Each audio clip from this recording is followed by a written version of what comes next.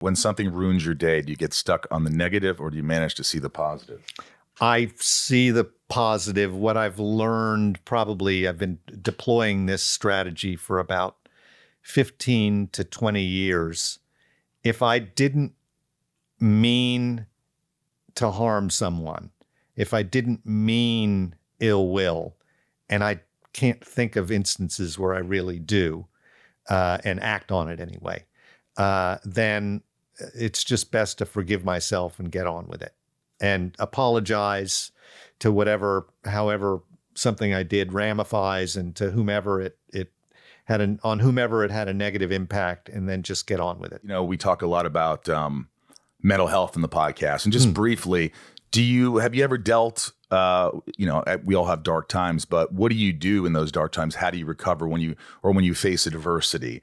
What do you do? How do you deal with, do you get anxious? Do you get depressed? And what do you do? Age has helped a lot.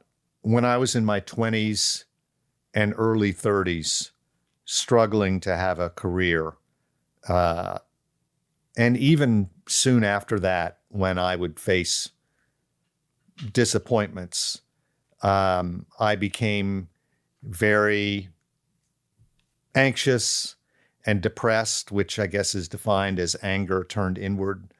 And I tended to see catastrophe around the corner and to succumb to hopelessness.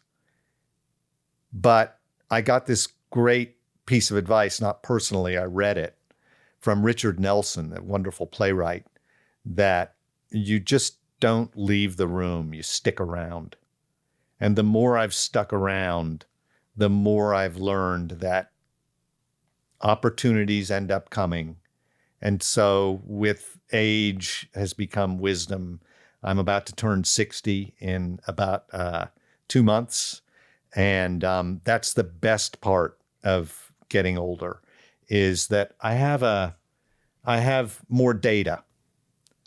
Yeah. More experience. That nourishes an optimism that I didn't have in my 20s and 30s. That's wonderful. That's great advice right there.